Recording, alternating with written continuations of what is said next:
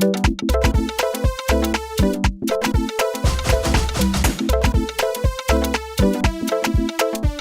Thank you. Hi, good afternoon. Sorry about Hey, that. Lloyd. Hi, nice to meet you. Nice to meet you as well. Have you ever done one of these interviews over the camera before? No. Let me tell you a little bit about the job to get started with. It's not just a job, it's sort of probably the most important job.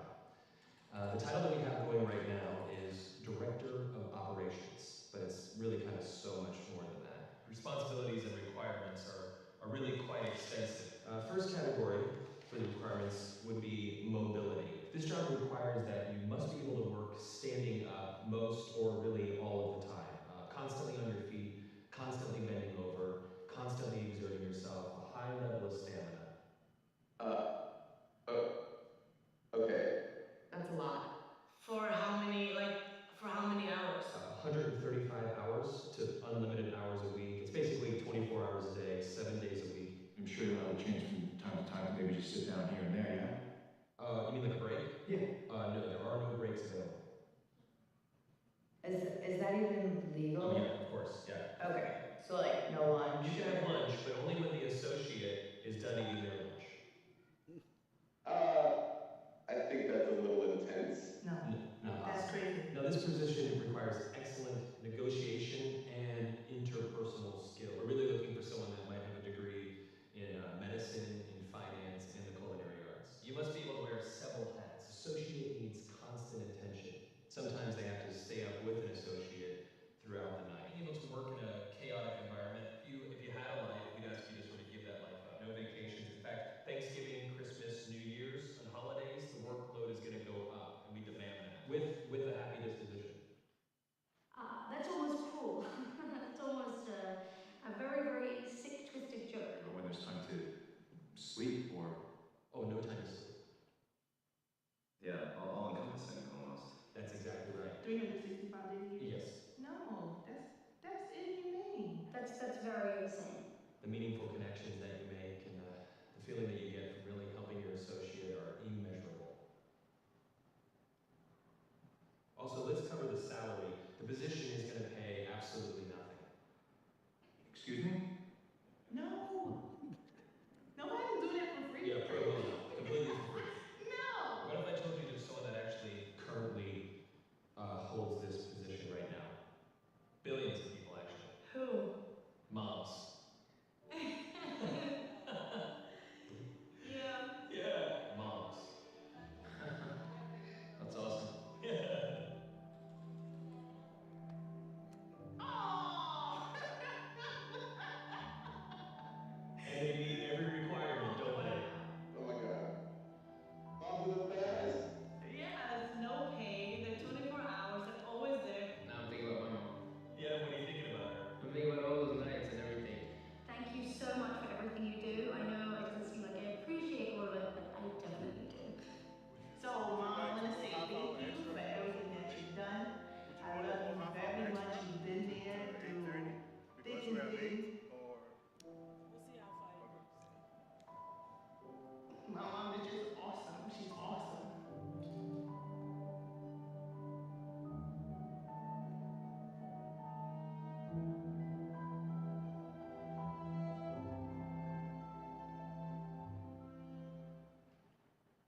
Amazing, amazing, amazing. You got to share this, share it, share it.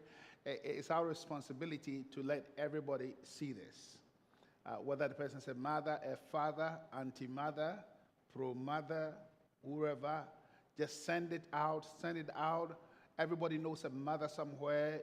You may be a mother, you have a mother, you have produced mothers, your friends are mothers. You just have to let somebody hear this. So just share the link, share the link, share the link. It's going to be beneficial to all of us because we are going to learn together. Tonight, we are not here to teach you. We want to learn with you and also from you. I have a quote from Melinda Carlson. That's Melinda Rosica Carlson, who is defining motherhood. He's an author. And he says, motherhood is like the one dream you had when you were 16, when you have this big test at school in history, you study for weeks about American Revolution, but when you get to your chair, you find out that the test was actually in math. So now you are stuck trying to figure out the square root of an elephant multiplied by the weight of neutron stars, and it isn't until after the test is over that you find out that the answer was purple. And I think that is what it is. Nobody ever prepares for motherhood. And I don't think anybody can ever be ready for this work. And I like the way he defines it, because the product, the child, the human being that you adopted, the human being that you gave birth to, the human being that you are looking after, has never been what you envisaged. And it's very interesting.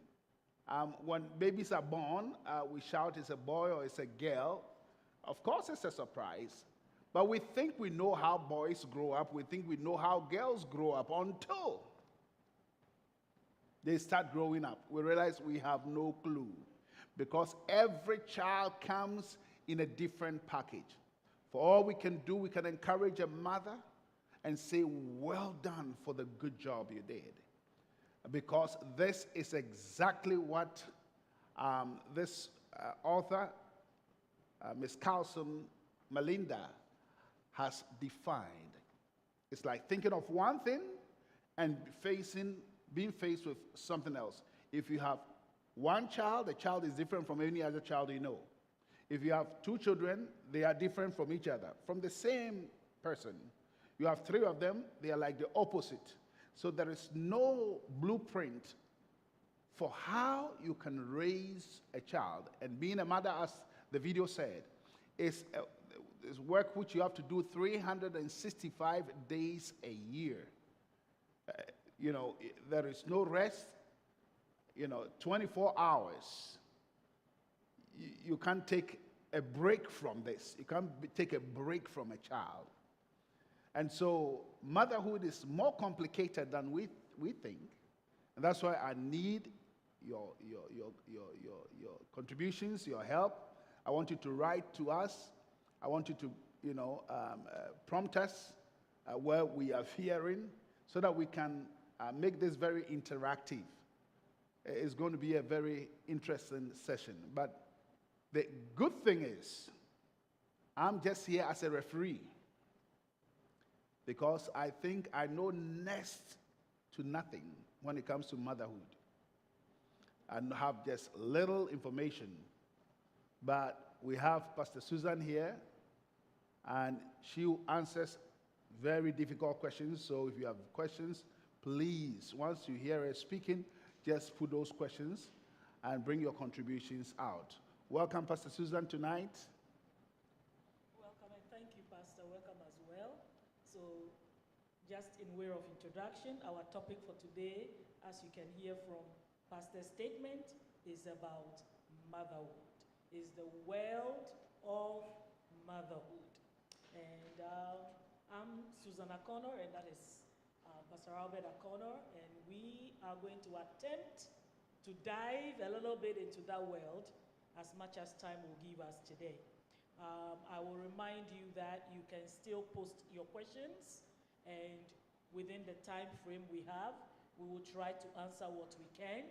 What we cannot answer within the time frame, those who are in person with us, as our audience here, will have an extended time to have questions answered. But if you have a question and we didn't get to it, we promise you, if you add your contact to your question, we will get to you and make sure that you have your answers, okay? But here we are talking about the world. It's a whole world. The world of motherhood. Motherhood. The world of motherhood. I was doing some research, and I came about certain quotes that really I felt I couldn't even define motherhood myself You know what it is, you experience it, but to define it is a whole ball game. It's like trying to define an elephant. But I found some quotes that the attempt to describe motherhood, I think, gives some fair picture. And we shall be diving a little bit into those conversations as well to give an idea. But to give a preamble, I just want to give some definitions of what we are talking about. Motherhood, what are we talking about? How much ground are we covering when we use the expression motherhood? And for our purposes here, a mother is not just one who carried a child, one who carried an embryo and birthed a child. It includes, but it's more, it's greater, it's far more reaching than one that gave birth. Motherhood goes to the one who has dedicated themselves using their instinctive characteristics that is in them as a woman, to nurture, to be committed to a life, a human being, raising, making lives better, building people up. That is the life of being the mother. So it's not if you have given birth before. That is not the definition. It will be very narrow to define the discussion around one who has given birth. There is one who has given birth but never raised the child that they gave birth to. Okay? There are some who gave birth and gave their children up for adoption. They never really raised the child. There are some who are surrogate mothers. You know, they never raised a child. There are some that adopted children, you know, and raised them. They are not biological, but they raised them. There are also, I found a difference between birth mother and biological mother. Biological mother is the one that gave the egg that became an embryo. Okay, in our day and age, there are so many complications, but thank God for options. So somebody who cannot even give birth or carry a child themselves, there is a possibility that you can give your egg to somebody and they will carry the child for you. So there are biological mothers and there are birth mothers. So even birth mother can be different from biological mother, because somebody can be biological by giving the egg and somebody else carries, and that becomes the birth mother, you know, of the child. And somebody can raise, a different person can raise that child. And so it's a broad world, and we should be able to extend these tentacles to acknowledge and address all these areas. Very, very interesting, because I believe strongly that motherhood is birthed within the woman, because a woman is system ready to be a mother. And so motherhood resides in the woman. When we were kids, I had a sister who we all called the mother. She was mothering all of us. She was a little child, but she had the mother instinct in her. She was still a baby, we were babies, but she mothered us. And so I believe strongly motherhood goes beyond birthing and carrying. It goes, is the essence of the woman, how they are made, how they are formed. They have mother in them. And it's a very, very interesting world. Adding to that, there are so many ways to mother. There are so many ways to exert that inbuilt instinct and nurturing nature that every woman carries. And we can apply ourselves that nature in many dimensions, in many forms. Somebody can be working in social social services, and caring for children. Somebody is working with child minding services and caring for children. So many different ways. Somebody may be a spiritual mom giving direction to people in their lives, engaging. Because I define motherhood as the one that engages, commits, sacrifices themselves to transform a life. That is the process of motherhood. Somebody who really commits themselves and engages. It's a commitment. It's not a one day you help somebody. But that commitment, that being there for somebody through their transformation in life, that is the role of a mother. And that can be done by almost every woman. That can be done. So I want us to position our minds that we are all in this call. If you are a woman, you are in this call. You can't exempt yourself just because you don't have your own child. There are many opportunities to influence a life and let them grow and be nurtured in the image of God, how God has made the person to be, to shape a life. That is what this is all about. Amazing, amazing. I want us to go back to the basics and go back to our roots. So, why do you think God created a woman when there was already the male? Why did he pull out a woman? Because that will also show the role that mothers, the real role that mothers should play. What do you think about that? Mother, I believe, that's my belief anyway. Don't take it as, if I say it and it agrees with what your beliefs are, that's fine. But I believe that the life we are living here is expressing God's agenda, God's purposes. And I believe the role of the woman is an aspect of God.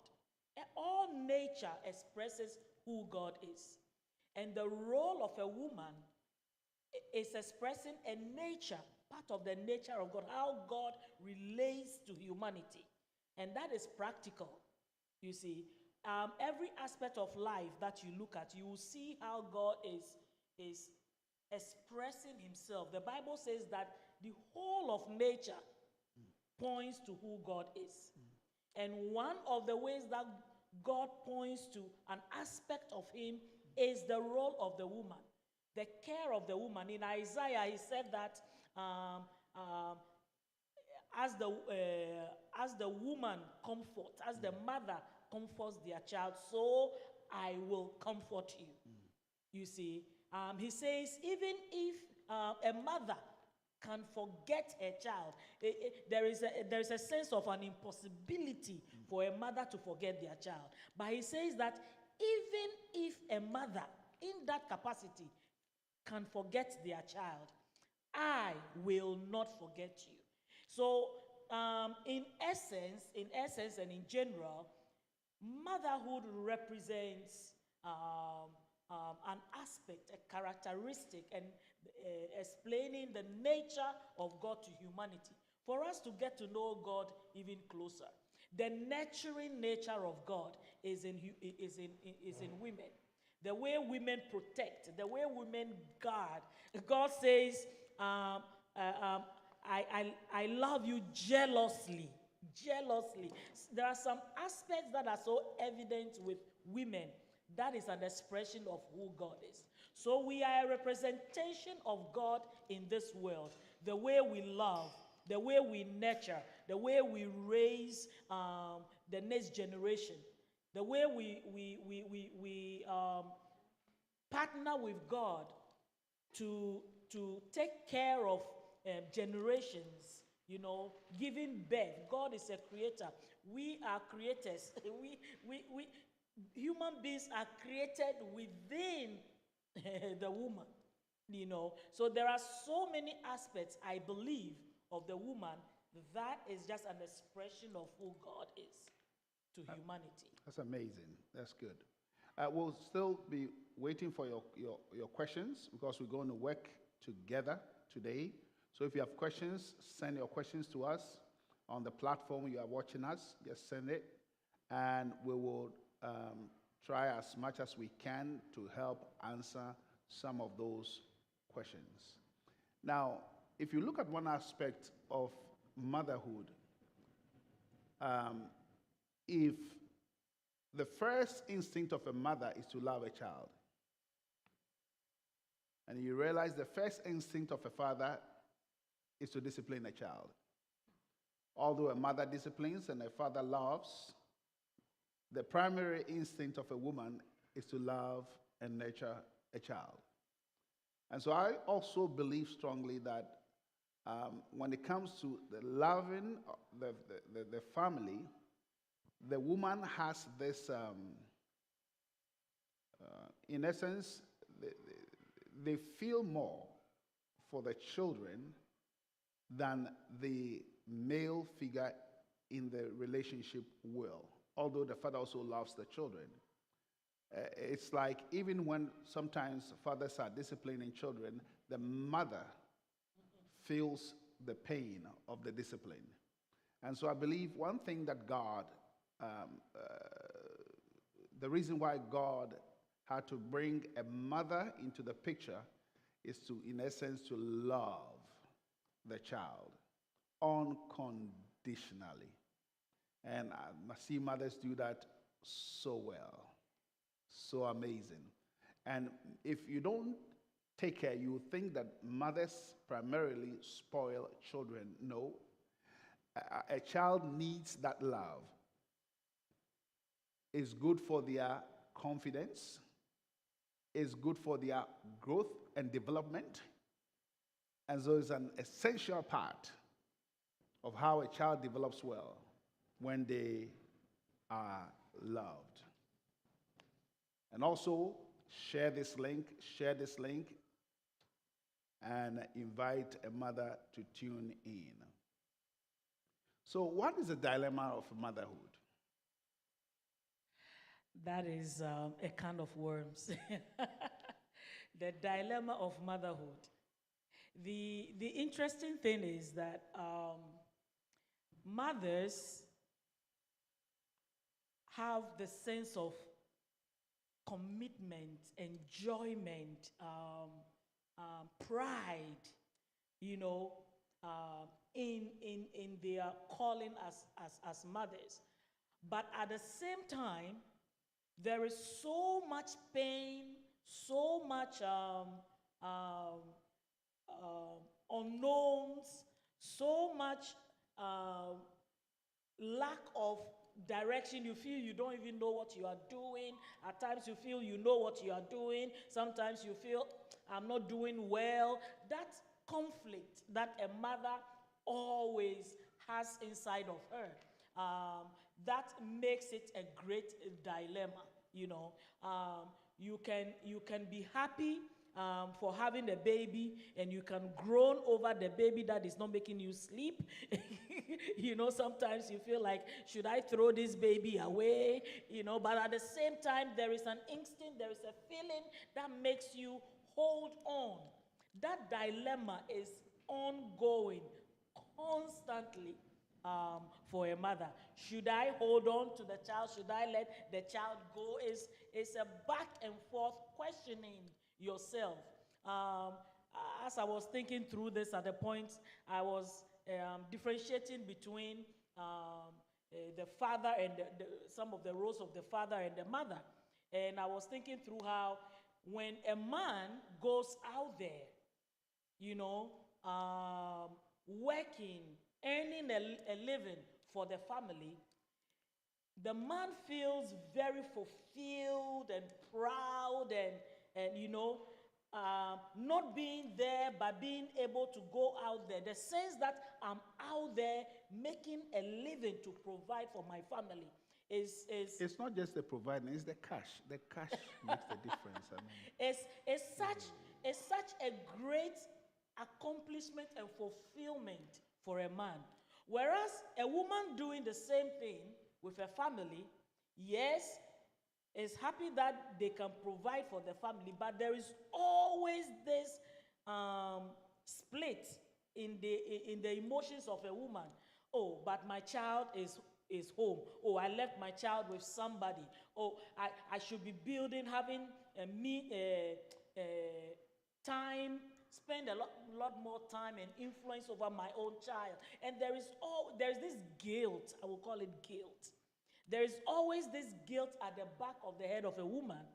Whilst they are out there working and doing, rightfully earning a living to support the home, the fulfillment is in making sure that their child is okay. All right? And going out there, although it could be part of fulfilling that duty, is always a conflict for a woman. Is always a conflict because of that motherly instincts and attachment and feeling that we should be the ones that are nurturing, raising.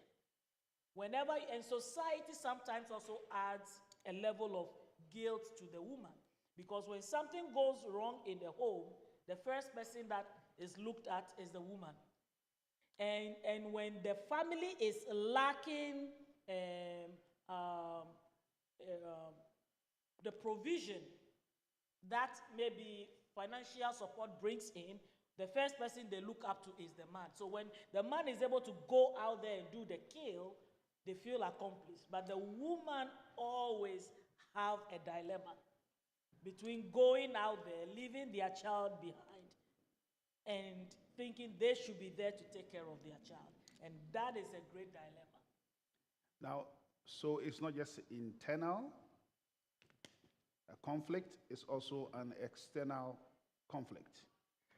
And the idea that I want to be home with my kids, but I still have to go out. And one of the interesting things are like a mother at home where the children are screaming and shouting and they just want to get out of the house for 15 minutes.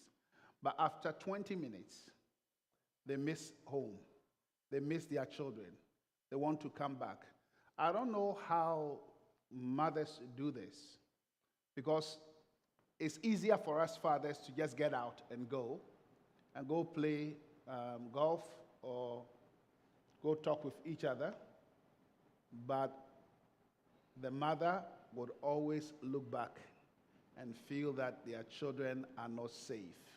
I remember when, at the beginning of our marriage, you used to be the traveler. You traveled a lot. But at a point when we started traveling together, we will get to a place, whether it is holiday or for a conference or whatever it is, we will travel, we will leave the children with in somebody's care. And as soon as we get there, I want the phone. I want to call to check how they are doing. I want to this, and then you will say, do you trust the person you left the children with? I said, yeah, of course I trust the person. So if you trust the person, why do you bother? Why are you disturbing the person? Why do you want to keep calling to check on them? I said, but I'm their mother. I want to see how they are. And he will literally stop me because he's like, we are away. You have a break. Why do you still want to connect? It is still part of the dilemma. Because she's moving away, because she's overwhelmed with the children. But she wants to connect back to the children. What a dilemma. I would switch off my phone, and as long as they are safe, how do they say that in French? Au revoir. The question just came up. I want us to pick it. What are the traits of a healthy mother? What are the traits of a healthy mother? Mommy, you take it. I said today you're going to take all the difficult ones. And I did a disclaimer telling you how much I don't know anything about motherhood, so she's going to answer the question. Wow. Traits, healthy. The key is healthy, right? I see the key there as healthy, because there are mothers and there are mothers. As we are talking about all the good things about motherhood, First of all, sometimes even those that we may deem to be good mothers still have that dilemma. You think you are not good enough, you are doing the right things, you missed it some ways, somewhere, and all that. So, thinking of who a healthy mother is, I would not necessarily say that somebody who is at conflict, taking the role of a mother is unhealthy in that sense. But there are times that there are mothers who maybe have issues, and sometimes it can be health issue, and sometimes we don't even diagnose some of these things. We make assumptions, but some of the attitudes and traits we may see could be stemming from health issues, and we have to look into that. We got to rule that out in certain situations. Sometimes people have bad upbringing, exposure, the way they were raised, the exposure they had in their lives. So they are just repeating learned behaviors, and that could make it very unhealthy for the family around such a person. Sometimes people are on drugs. It's influencing their discretions, their decision makings, and the care and attention they are giving to the people, to themselves to start with, and the people around them. And I will go as far as say that an unhealthy mother could be somebody who doesn't do self-care. You are doing all the good things, but you don't self-care. Self-care meaning that you, the one always sacrificing and giving and giving and giving, you are not paying attention to yourself. And that could be unhealthy, And so give yourself the permission to take care of you, the one that is taking care of everybody. Otherwise, you can break down. Otherwise, it can zap the joy that comes from the engagement that you are doing as a mother. It can zap that joy out. It can be all complaining. Sometimes the treatment that a spouse or the father of the children are giving to you itself can make you operate in a zone that is unhealthy. I always talk about my mom, my mother, that when we were growing up, very hardworking woman. She looked after 8 of us all by herself. That means you have 5 more to go. I'm not in competition with her. We will compete. That's a different race. She ran her race successfully and she's gone. But she did so well, giving us what we need, being there for us. Whereas our father was there, but he was not inputting at all into our lives.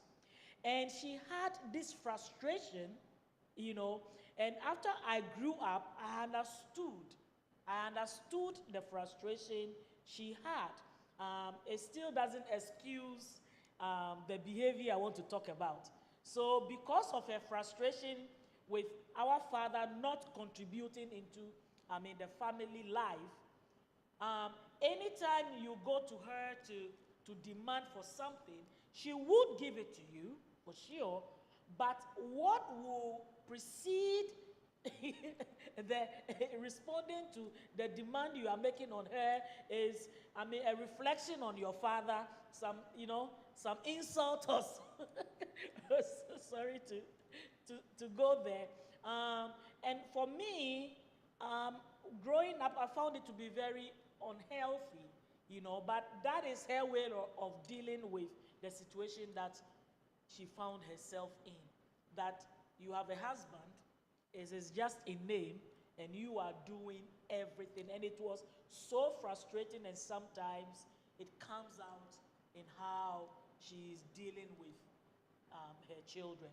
She wouldn't abuse you, she wouldn't beat you or anything, but the way she interacts and what she dishes out from her being sometimes, From her frustration. from her frustration can sometimes be very hard to swallow as a child, because you can't understand what that frustration is.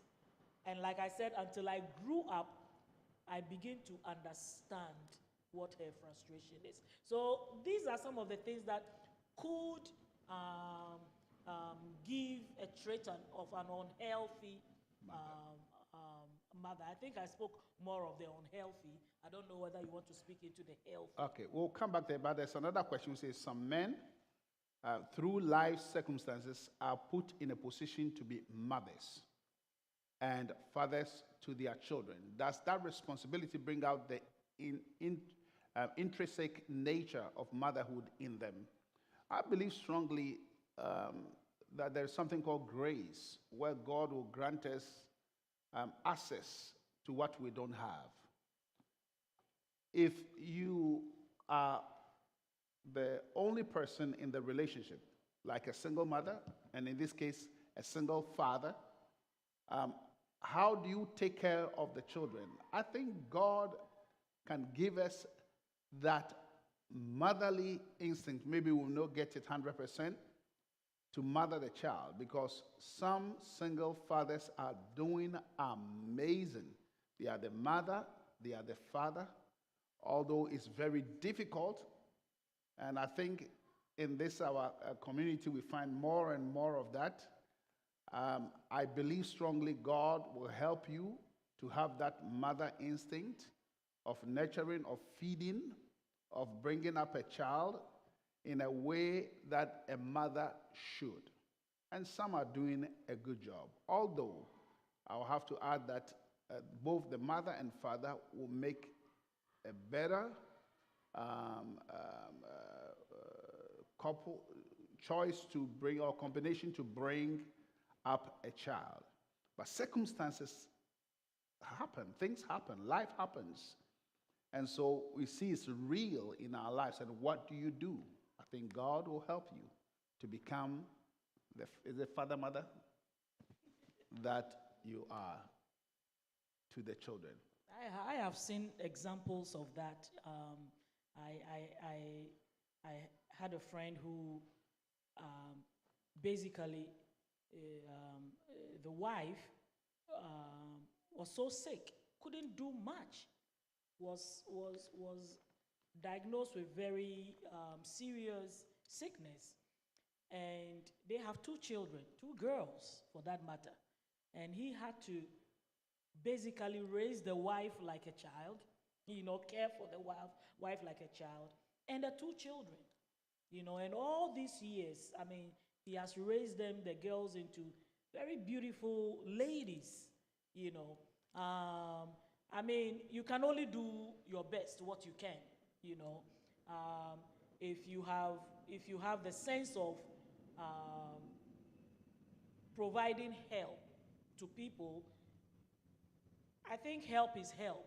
The depthness of that help is where we describe mothers, but it doesn't mean that other human beings or a father cannot play a role. It won't be as a mother. The same way, I mean, in this day and age, I realize that there are so many women that say we can do without, a man.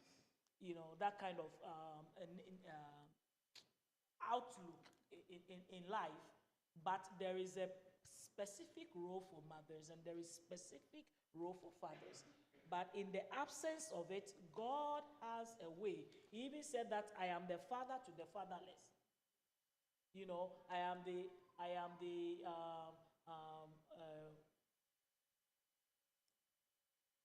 husband to the widow. So God has a way of balancing with what we need. Other ways are what you lack, you seek the village. I think the last segment we did last month, we're talking about the village. You seek the village, the support systems around you that can help to raise the children.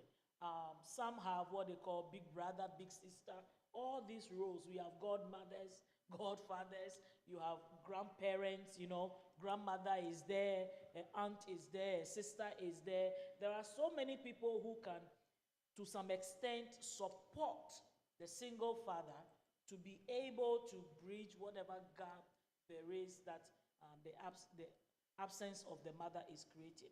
And that comes in many forms. It could come out of divorce and the father has the primary care of the children. It could happen that there is death, and the woman is gone and the father is caring for the children. There could be many. I spoke earlier about sickness. There could be many scenarios where the father needs to step up. And as Pastor said, there is grace, and then there is also support system that we should harness in this kind of scenarios. All right, we'll soon go for break, but when we come back, we want to deal with the issue also.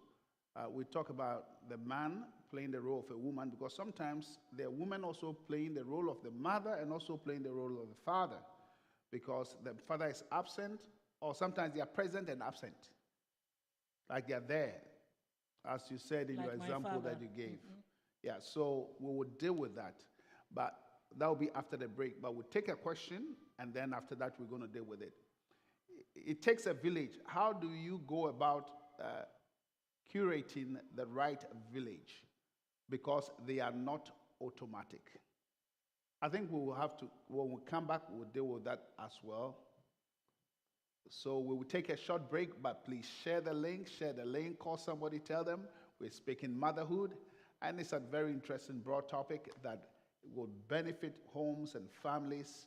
So share the link, and we'll see you after this short break. Don't go away.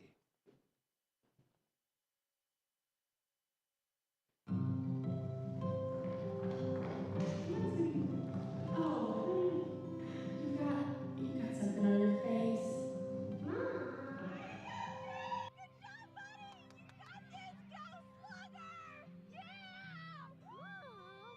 Did you brush your teeth? Did you really brush your teeth? Let me smell your breath. Mom! Okay, Jake, honey, this is the only thing I could find, all right? Yeah, it's a compound fracture. I'm sorry, sweetheart. You're gonna be okay. Mom? Well, you have a good set of crutches? Seriously, Jake, what am I going to do with you? Mom. Hi, Jake. Hi. Ooh, she's really cute. Mom. Mom? Not a chance. I left all that behind me. Mom. Jake, sit up straight, honey. Mom.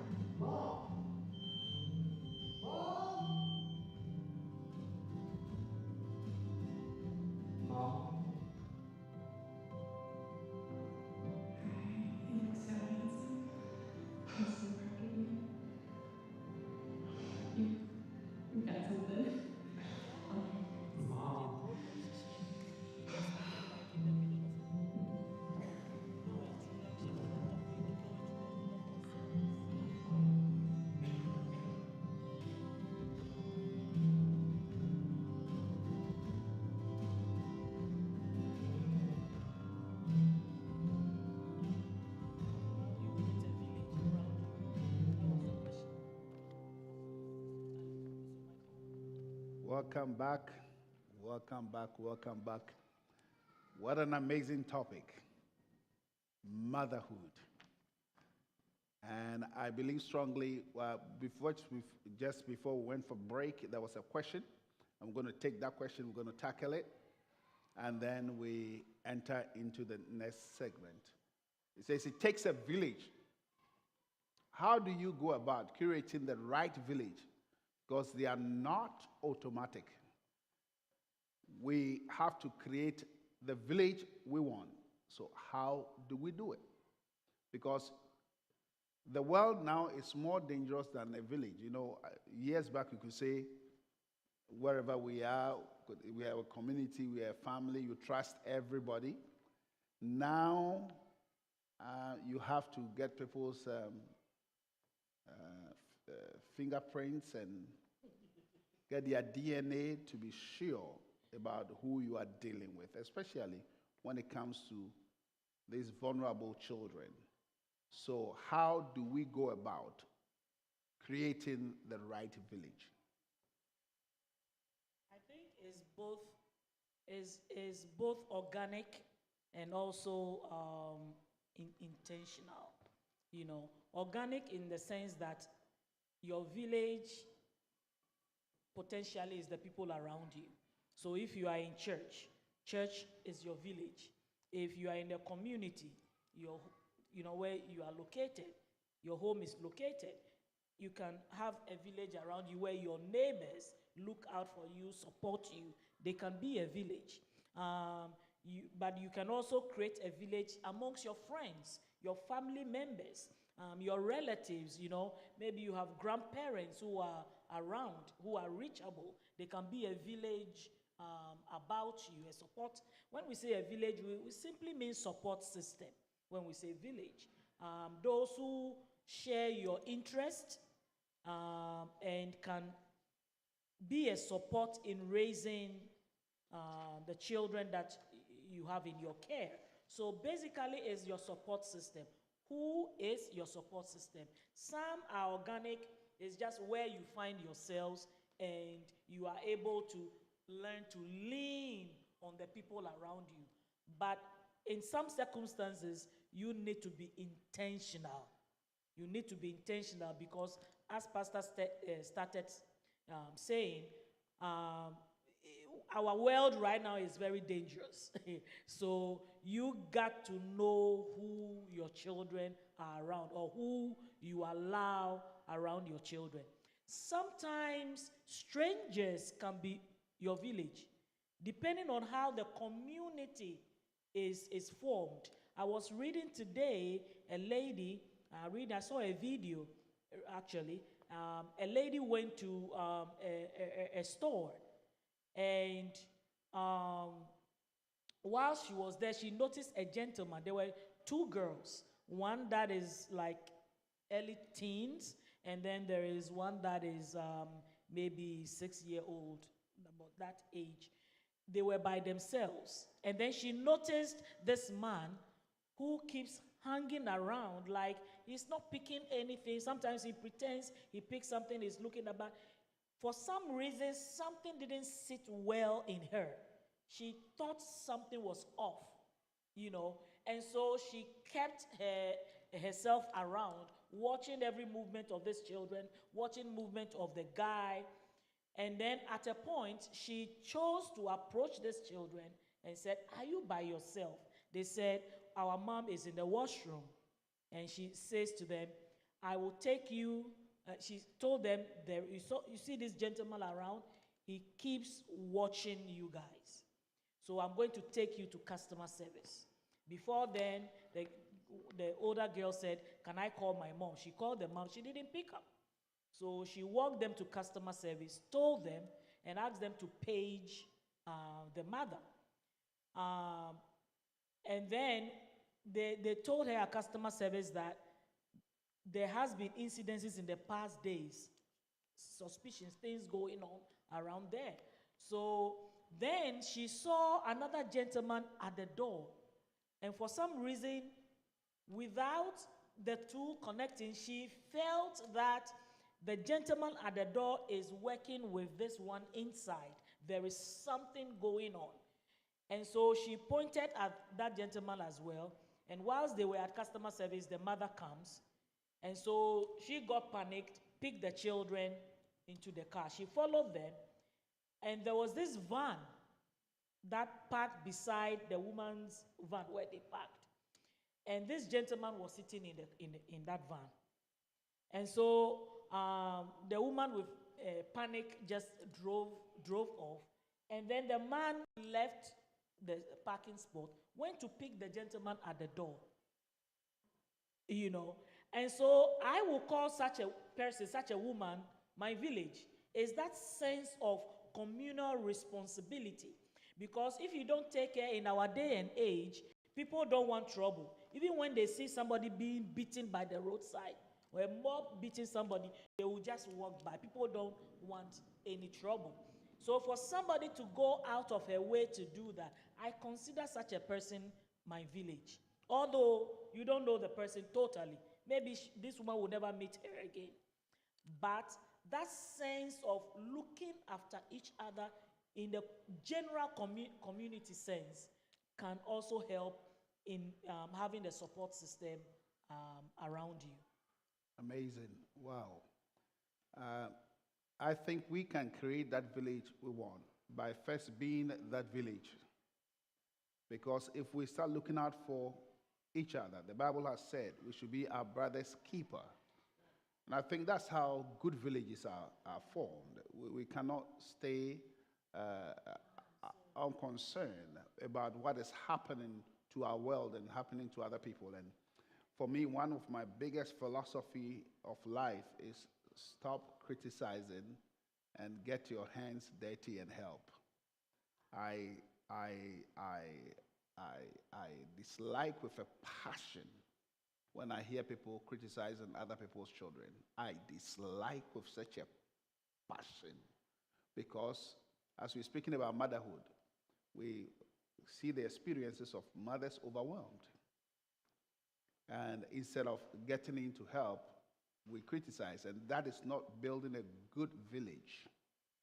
A good village is if you cannot physically help, you can pray for them. And that will help you to understand what other people are going through in their families. All right. The next question says, does a single mother raising a male child affect both parties in a negative or positive way? Single motherhood is one of the most difficult tasks that you can think of. Because not only that you don't have any break, because if you are two, you can just leave the children for 15 minutes and just go and just vent or scream outside and come back. There are some that are still married, but they are married single. Okay, we'll get to that one. Okay. So as a single mother, when you are raising a male child, does it affect both? We just dealt with a father taking care of children and where God will grant the grace. So of course, in this also, God will grant you the grace to raise up a male child. But when there is the presence of a male figure, a father figure in the family, it doesn't work well. Because the child starts looking up as that person being the father. And so if the male refuses to take that responsibility, it doesn't just affect the child, but it affects the mother as well. Because no mother would like to look at their children not being raised. Every mother wants a father to raise their children with them as well. And so it becomes very dicey when there is a male figure there and the male figure is not taking responsibility, especially when the male figure feels that I've done all I can, which I think when we're dealing with fatherhood, we have to deal with it very strongly because it's hardly that the woman will say, I'm tired, so I'm leaving, taking care of the children. It's like they don't have a choice. They have to do it. And we should not have options and say, I'm tired. I mean, when I was growing up, I think I was a handful. And I can imagine if my mother was a single mom, and if I had, it was a father, stepfather. I don't know whether that stepfather would have been able to say, well, I'm taking care of this child. Maybe the father would have been tired of me. At some point, I knew how much love is because I knew I was not one of those nicey children, but my mom stuck with me. And the way she would even describe me, oh, my innocent son. That made, I felt so good. That gave me more strength to go misbehave, you know. But I knew that when I come back, mom is home. But dad would discipline me no matter what the circumstance. And I think mom did not even believe that I was that troublesome. But in any way, dad did not give up on me. And so in that case, in this point where a single mother who is raising up a male child, well, may God grant you the grace, because sometimes the statistics is out there. Like when a father goes to church, just go. They don't need to pray. Just go sit down. Don't sing and do anything. Most of the time, the children turn out to become Christians. The percentage is so high. And so that male is the influence of the male child, the male figure, adult figure in the house is so important for that child. And in the same way, without which there can be some negative effects on the child. But we have God. God who raises children. God who is the father to the fatherless. I like when Jesus teaches us that our Father is in heaven. Where now that I don't have an earthly father, I have a heavenly Father who can direct me and teach me and guide me in some of the things I have to do in life. So yes, there may be negative, there may be positive effects, because some boys may be a handful, and also too much of raising a male like a female may have effect on the child. I strongly believe, personally, male are raised differently from female, because that's how they are made. That is my personal belief. And so it may have. But I've seen also single mothers who have raised giant men. And so it is always possible. And I think it's all a learning process. I am of the belief that what you lack, there are ways to compensate what you lack. So don't throw in the towel and say, because maybe the role of a male figure in the child's life is so important, but I'm in a situation where there is no male figure in the picture, which means I've failed, which means my child is going to lack. There are ways we learn what we don't have, you know, and there are ways we can, again, the village comes in. There are ways we can engage other people. I've seen single parents who are ladies who have, even in our church, who have approached another brother in the church who is a family person and say, please, can you have an influence in my children's life? That is a way of balancing what is lacking. So they see somebody, although not at home, but somebody who still they can look up to. Like I said, my father was there but was not there. Basically didn't have any contribution, zero contribution in my life. But there was a way that God brought some male figures into my life that I looked up to. And thank God they were positive role models in my life. And I could look at them and pick up few things, you know, for myself. And so I want to say for myself that I'm not doing badly, you know. Awesome.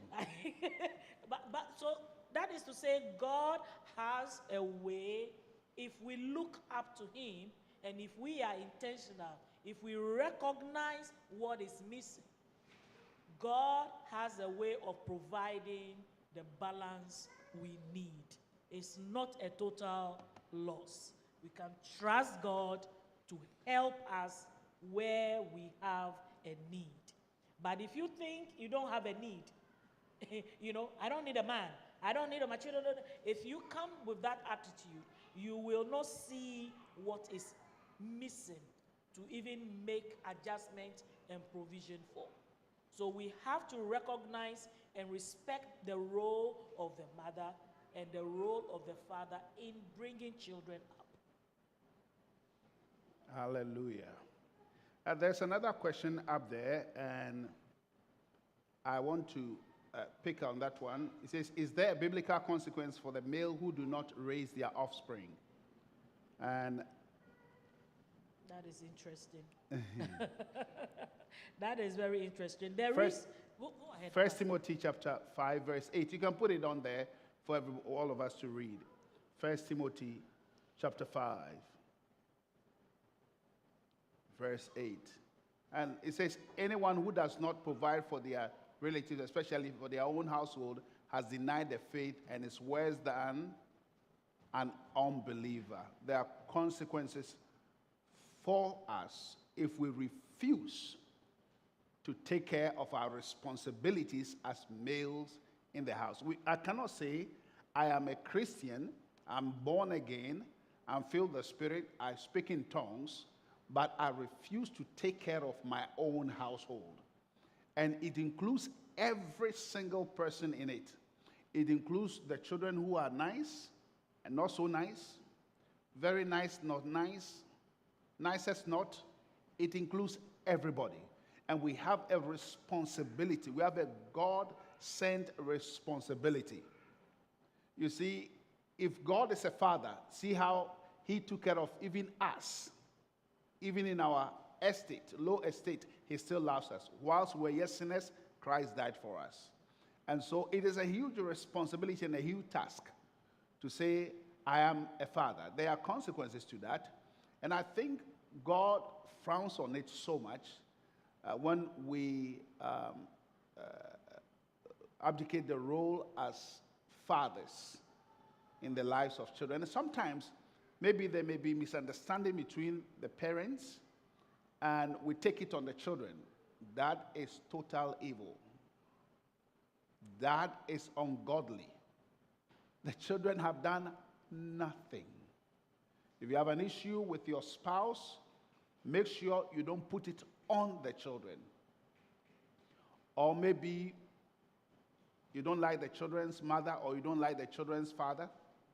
You got to be careful that you don't pour it on these children, because there's consequences to our actions as male figures. We'll deal with that when we're dealing with fathers. Yes, now we're dealing and with I mothers. will quickly say that it doesn't matter the behavior of a child. Nope. Your role is unconditional. And that is why mothers tend to have stickability and endure certain backlashes from raising children. They still stay on there. We got to have stickability, some commitment, some sense of responsibility, which is not dependent on the behavior of the child. That's true. It's not dependent. So whether you have an unruly child or an obedient child, your care for that child is not based on their behavior. I can give you an example. I see myself as the father of this house. So I'm a father of Fruitful House. And it doesn't matter what anybody does. They are still my children. And I don't have that free will to just get up and say that, well, you're no more longer my child. No. It could be my cross. I have to carry it well. I have to find enough love in my heart to nurture every single person who deem themselves my child. And it's not always a jolly ride, but it is a responsibility. For some of these children, you are the only scripture they will read. For some of these ones, I'm the only Bible they can read. And so if I don't become the father they need, I affect them negatively and destroy them permanently. And so you don't have that liberty to say, well, my children are misbehaving, Of course, if my father could accommodate me for how many years before I flew out? Almost about 19 years. I think he did a good job. And please, mother, please, father, children come in shades and forms. Don't say that you should be like the other person. Some children are quiet, some children are noisy, and so you cannot pick and choose. I cannot pick and choose and say, some of my children, I love them more than the other. I have a huge place for each and every one of them, and that is our responsibilities as male figures. That's why God only instituted fathers as adult men. You got to be the adult in every situation. You don't expect the child to behave like an adult, because all of us tripped along the way. I did. And all of us brought shame to our parents. I did. And so shame should not be the reason why you reject a child. One thing I want you to understand, as you are listening to me, you are loved. And for that reason, share the same love in the heart of a child, tangible love. And these things come back as rewards for us, because children don't forget. I still forget the goodness of my father. I still remember the goodness of my father. I remember all the great things that he did for me, the disciplines, the corporal punishments. I remember all. And now that I'm old and matured, I understand that he loved me enough. He didn't want me to be destroyed. And so we have a huge responsibility. And I think I want us to share this. When we are dealing with fathers, we're going to talk hardball. One is the fatherhood. But today we are dealing with mothers, the amazing jobs that mothers are doing. And if you don't take care, sometimes it can even get to you as a mother, especially external forces. Now, there are people who don't know what you go through daily as a mother. There are people who don't have an idea what you do as a mother. And please, those are not the ones you listen to. Listen to those who have similar experiences, who understand your pain, who are willing to be the village around you, who are willing to bring solution to you, or else you'll be discouraged. Because at some point you may think the guilt, as Mommy said, you may think that, did I fail my children? Most of the time you didn't fail your children. Most of the time. Because children choose to do what they want to do. No matter what. Listen, look at the first parents. Look at them. They were the direct children of God. And before they could have children, they have failed God. So are you saying that God is a bad father? Or bad mother? No. And so stop blaming yourself. The only thing is that just go close to God. Let God help you to nurture these wonderful gifts, the Bible calls them, that God has given to you. Don't let anybody convince you that your children are useless. They are a gift. They carry potential. And if you don't take care and you start listening to what other people are saying, you will begin to believe that you are inadequate as a mother. Mommy, before we conclude. Yes, at this point, I just want to salute certain mothers, because ordinarily, being a mother, taking care of children is hard enough. Just ordinarily getting up, looking after a family. But there are circumstances that add a dimension of pain and anxiety and grief to this world of motherhood. One is when you have a special needs. You give birth to a special needs child. The workload, the care, the commitment just shoots through the roof. And I want to take this opportunity to just salute those mothers who take care of special needs children. All of us, when we are pregnant, you have hopes, you have plans. You want to see a child that is healthy, that is, nobody gets pregnant and thinking that, oh, I want a child that has special needs. So it's a lot of adjustments. One mother put it like this way. She said when her son was born, and first of all, they diagnosed the son with, I think, is it congenital heart condition? And within 6 months, he had to go through surgery. That was painful enough for her.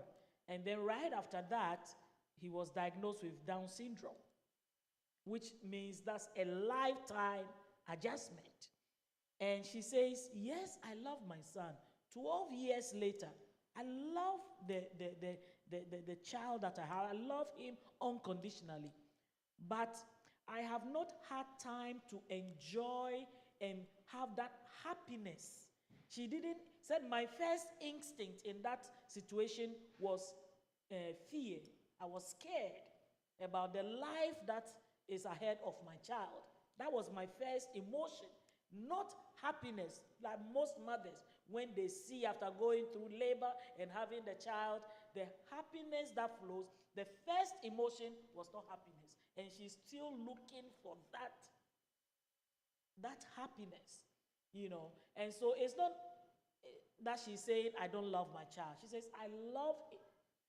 But there is something that I thought I could celebrate that I've not had the opportunity because of the duties, because of the care, because of the burdens that the situation brings to the family. That's a whole lot of adjustment that the family has to make.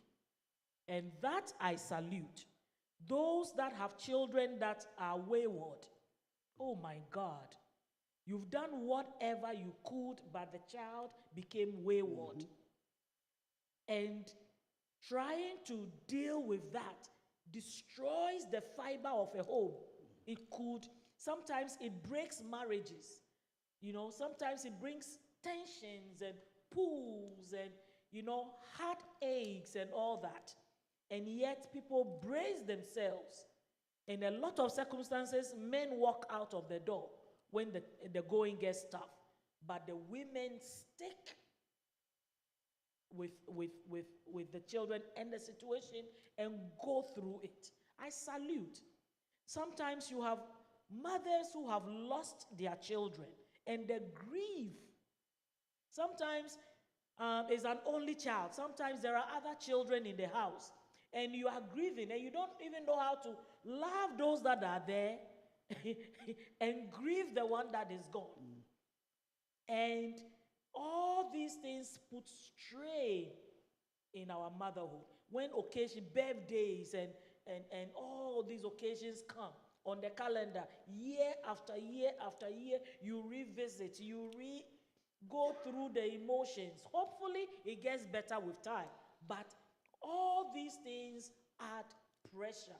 When there is no money in the house, especially maybe after a divorce, when the mother has been a stay-at-home mom, the father has been the one that was bringing in the money, now there is divorce. Now for years you stayed at home. You didn't build a career. Now you have to fend for yourself and fend for the family. I mean, all these situations and more that we won't be able to iterate here. But I want to take this forum today to salute all mothers in all kinds of circumstances. Mothers that are sick and yet they push themselves to take care of their family. They don't throw in the towel in all the sicknesses, in all their personal challenges. They wake up every day to care for the needs of the children around them. Tonight, we bring you salutation. We recognize you. And I pray that you get all the support system around you to ease off some of these burdens. Thank you so much, Mommy, and we salute you for the great job you're doing. the amazing job you're doing. You are the nurturing systems we have on this earth, and God richly bless you. I think that somebody has a hot question they want to ask. I will take it quickly because our time is fast spent. So, what do you do if you are a father figure in the child's life, yet the mother won't allow you to raise that child as you would your own? You face opposition from the mother with everything you do. I think we should defer it to next month. Yeah. When we deal with We're going to deal fatherhood. with fatherhood, and we're going to give tools to deal with such an. Oh, it's a very good question. Very, very, very, very good question. But it will be dealt with, we promise you, when we are dealing with fatherhood. Very good question. So we'll keep that question. It's coming back again. But thank you so much. And Pastor, before you, Yes. you close, Yes. can I just give one closing remark? Okay. I want to encourage all mothers to self-care. You give so much. Don't feel guilty if you have to make room for yourself sometimes. It is important in the process of discharging your duties, the caregiver, which is you. It is important to stay healthy, to stay okay for your mental, health, for your own sanity's sake, for your ability for longevity and to be able to be there always for your children. To be the one who primarily care for your children means you got to care for yourself. I heard somebody say that it's not about adding something to your calendar or your responsibilities, but it's about making room. Sometimes it's what you can take out, because sometimes we do too much. We have the sense of I must do, I must do, I must do, sometimes, yes, having family time and eating, preparing dinner, a whole course dinner for the family to eat is important. But it doesn't mean that always you should do that. Sometimes check out of it. Sometimes just do something light, or even depend on the age of the children. If you've taught them how to take care of themselves, sometimes they can do even some, what do you call it? Is it peanut butter and jelly sandwich? Yes. What's the abbreviation? PB&J. It's good. If you cannot prepare dinner, you got home tired and you can't prepare dinner, let them do their PB&J and eat. For one day, they won't die. Give yourself a break. That is one important thing I want to stress for mothers. Give yourself a break. You deserve it. I want to pray for all mothers, that include anybody that is system ready as a mother. Of all the dimensions of mother we've mentioned, I want you to just close your eyes wherever you are. And if you are watching on the screen, you can touch the screen as a point of contact. If you are listening, whatever device you are listening from, just touch it as a point of contact. I want to pray for you, and I want to bless you. Father, I bless this mother, the mother in the making, the mother who is already in occupation as a mother, the mother who has finished raising their children. Whichever mother is present right now, Father, I pray that you bless them. Father, heal them out of their wounds. Where there is tiredness, bring rest, O God. Where there is pain, bring healing. Father, you are the best Father we can get and have. May you shower your grace upon them. Provide their needs, O God. Father, today I pray that you protect them and their children. Protect them and their household. May things begin to turn around for good. Because we love you and we are called according to your purpose. I pray, O Mother, that God will lift you and elevate you. that God will give you provisions, enough supplies for your household, to the glory of your name. Father, we've prayed. In Jesus' name, and the people said, amen. God bless you, and we'll see you next month. We're going to deal with fathers.